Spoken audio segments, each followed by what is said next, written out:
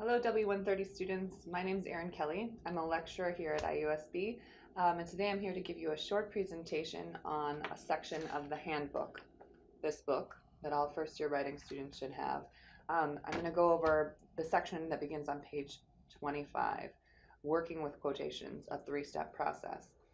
So obviously, we're helping you try to work towards the 8 course goals. So today's presentation really incorporates the second and third course goals, which involve careful reading and, of course, using quotations.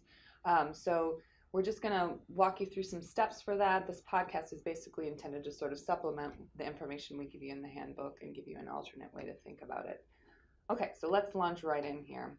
Um, the first thing you're thinking about, obviously, working with quotations is a huge part of academic writing. But oftentimes our instinct as writers is just to pick something in the text relatively quickly and plop it in. That's not what we want to do here. So the first thing I want to encourage you to do is be really thoughtful and careful when you're thinking about selecting a quote.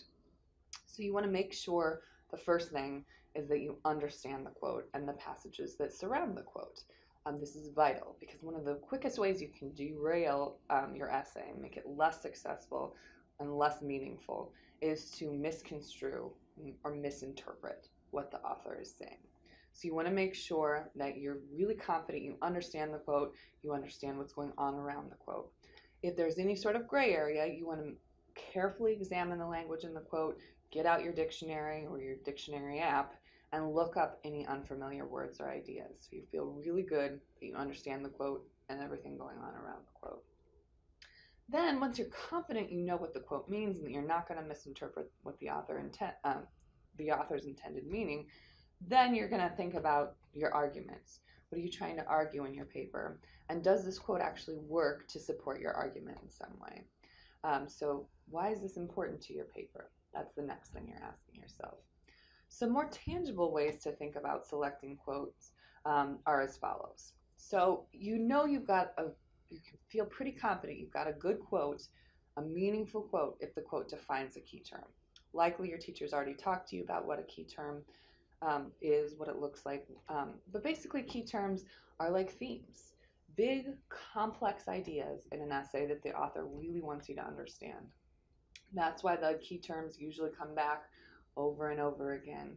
The author really wants to emphasize that point or idea.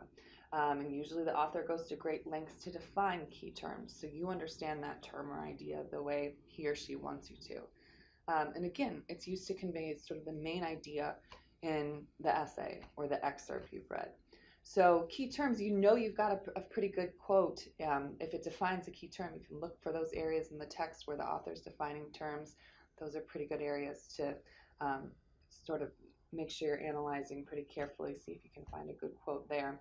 Because usually the author's trying to convey a complex idea. That's sort of what you're after when you're thinking about quote selection. Another good reason to select a quote is if the quote is unpackable. This means, again, that it conveys a complicated idea that needs explanation. Your reader is going to need your help to understand what this idea means. A good measure of this is if you can say 2 or 3 things about that quote in your own words. So you know you haven't selected the best quote if all you can do is sort of restate exactly what the quote says. But if you can spend some time in your own words discussing what that quote means, you can feel pretty confident that you've selected a quote that's complicated enough, that needs explanation, and that's going to help you to create your essay. Another good reason to select a quote is if it provides a compelling example. So a lot of times we want to try to balance sort of theory, ideas from our authors with examples, stories from the real world. Often the authors give us these stories from the real world. So we'll probably be providing some background information on those stories within our own essays. But usually often there's a really good quote in the middle of that story that the author's telling us that describes some specific detail that's really significant. That might be a quote that's worth quoting because, again, usually it's a complicated, complex idea. We can say multiple things about it in our own words. Because the big key with academic writing here is to find this balance. You want to interweave the author's quotations from the author's ideas with our own analysis and interpretation, our own words and ideas. You can also select a quote if it's just particularly eloquent. It says something really inspiring. You just like the way it's worded. But again, you're after a complex idea that you can say several things about. And lastly, always you're looking for quotes that work with and support the ideas in your essay and your argument. So it supports your thesis. It forwards that argument in some way. Okay, so now that we've thought about selecting quotes, the next thing we want to think about is actually using the quotes. So the main thing to avoid here is just plopping the quote in with quotation marks around it and nothing else. All quotes in academic writing require a framework. In first-year writing classes, we sort of name this framework the 3 I's: introduce, integrate, and interpret. And I'm going to talk about what those things mean, and then I'm going to show you some examples. Okay, so the introduction step is really where we have to keep our audience in mind. So again, you're pretending you're writing for smart, educated people who can understand complex issues and ideas, but they've never read these essays before. So you really have to slow down and provide plenty of background information. So this involves usually providing a sentence or phrase before the quote to provide that context, situate the quote in a time and a place, and give your reader some background information. So often you want to tell the reader who's speaking. Usually you've already introduced your author and your text up front in the beginning of the essay and your introduction. Typically you're not using quotes until your body paragraphs, so at this point you can usually just refer to the author by last name. But you want to make sure your reader is aware of who's speaking within the quote. So you also want to tell the reader what's going on in the essay at the time of the quote. So again, a sentence or phrase with some background information, because it's very important that your reader can understand the quote without having to go back and read the essay that the quote came from. You're creating a good faith relationship with your reader. They want to feel confident that they can understand everything you're talking about, including the quotations you pulled into your essay, without having to go back and read the articles and essays on your works cited page. You can also emphasize and explain key terms and ideas in the quote as you introduce the quote. So that's the introduction step. Sentence or phrase before the quote with some background information, making sure your reader can understand what's going on in the quote as they read it. The next step is the integration step, and this involves pulling the quotation into the grammar of your own sentences so it reads smoothly with everything around it. You can accomplish this in a couple of ways. First, and most straightforward likely, is if you're going to introduce a quote that's a complete sentence, you can simply use a signal phrase. Columbo argues, Davidson suggests, she states, he explains, they acknowledge, the authors insist. So these are just little phrases to let your reader know, hey, these aren't my words or ideas, they're somebody else's. And if it reads smoothly and you've given some background information, often that's enough if the quote's a complete sentence.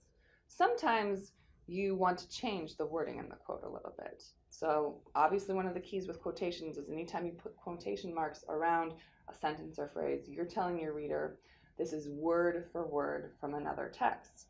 So it has to appear exactly as it does in your textbook. If you're going to change anything, you have to signal that to your reader. So if you're going to add a word, you want to enclose that word in square brackets like these. If you're going to remove a word, you want to use an ellipses, these 3 dots that suggest to the reader, I remove something from the middle of this quotation. So sometimes if your quote's not going to read smoothly with your surrounding sentences the way it is in the text, you can tinker with it a little bit. Remove a word using the square brackets, or add a word, using the square brackets, or remove a word using these ellipses. The key here is you only want to use this method if you're certain you're not changing the meaning of the original quotation. Because again, one of the quickest ways to derail your essay and make it not as successful is if you change the meaning of the quote or you misinterpret the quote. Sometimes you're going to use a combination of these things. You'll say Davidson suggests, and then you'll want to change the wording in the quote a little bit to make it read smoothly with your own sentences. That's maybe when we get a little more advanced and I've had some practice with quote work. But that's the integration step, making sure the quotation reads smoothly with the surrounding sentences. Then, lastly, is the interpreting step. This involves providing a sentence after the quote to explain what the quote means in your own words. So here, you get to teach the reader what you want them to understand about the quote. So here's your opportunity to emphasize things that are particularly important to your argument. Um, you might describe why the quote is important to your argument here, how it supports your thesis, or maybe you're going to sort of move into explaining how the quote connects with other ideas in your paragraph. But the main thing here, again, is you're carefully examining the words and ideas in the quote. You don't want to simply pull in a quote and then say it's a good quote, it's a true quote. Um, Typically, we know you think the quote is good or true because you picked it and pulled it into your writing. So instead of making qualitative judgments, again, you want to look at the words and ideas in the quote and discuss what they mean in your own words. If you find that all you can do when you get to this interpretation or explanation step is repeat what the quote just said, then you know you've got maybe a problem, that maybe your quote isn't complex enough, you can't really unpack it, you can't say two or three things in your provide two or three sentences in your own words discussing what that quote means. So maybe here you want to revisit the text and see if you can find a more complex quote that sort of needs some unpacking, needs some of your analysis and interpretation. So that's the interpreting step. A couple of tips on things to avoid here. In general, in academic writing and in most styles of writing, you want to avoid phrases like I think, I feel, I believe. I'm sure your teacher at this point has told you you want to avoid I language entirely in academic essays. But these phrases in particular, they're already implied. We know you think, feel, or believe these things because you're the author. So in particular, you want to avoid this when you're working with quotes and interpreting your quotes.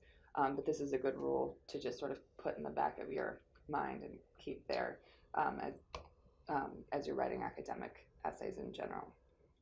If you're beginning or ending a paragraph with a quote, you know you have a problem because you've missed these steps that we've been discussing here during this presentation. So if you begin a paragraph with a quote, you know you've missed that introduction and integration steps, the steps that involve providing some background information and explaining what's happening in the passages that surround your quote.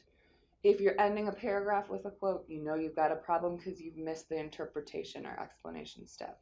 You haven't provided a sentence after the quote explaining what it means in your own words.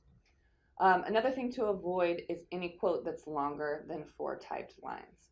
So the rule in MLA is a quote that's longer than 4 typed lines is a block quote, and it needs to be formatted entirely differently than the standard quotes that we've been discussing so far in this presentation. Usually in 130 classes, we encourage you to avoid block quotes entirely, at least for the time being. If you find a block quote that's longer than 4 typed lines and you really want to use the whole thing, maybe talk to your instructor and see what advice they would give you. And then lastly, just a reminder to avoid analyzing the quality of the quotes. Remember that good quotes speak for themselves, and we're far more interested in good academic writing involves interpreting the words and ideas in the quote, not just saying it's a good quote or a true quote. Okay, so let's look quickly at some examples of quotations in action. So here's an example of a quotation, a framed quotation with sort of basic integration by signal phrase. So here, the example is a quote from Gary Colombo's introductory essay to Rereading America, which talks about cultural myths and critical thinking. So in our introduction step, we're going to provide some background information on Colombo's essay. Colombo discusses that culture is so powerful that it influences our view of the world around us without our awareness. So that's sort of the introductory step.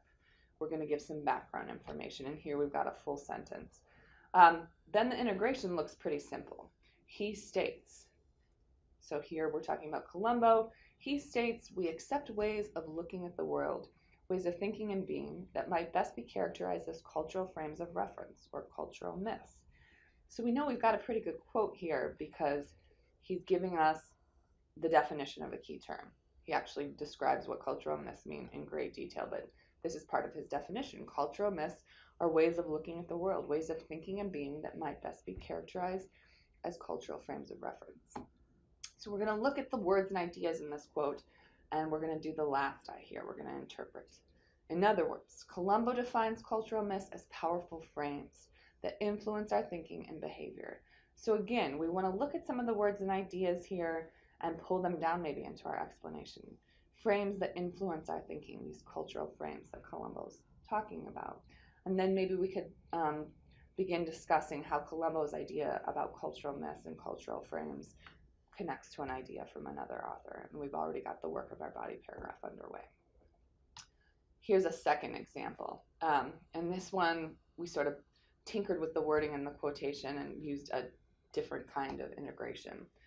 Here in our introductory step, Colombo says that critical thinking is extremely important and is always a matter of dialogue and debate, and finding parallels between your own experience and the ideas you read about.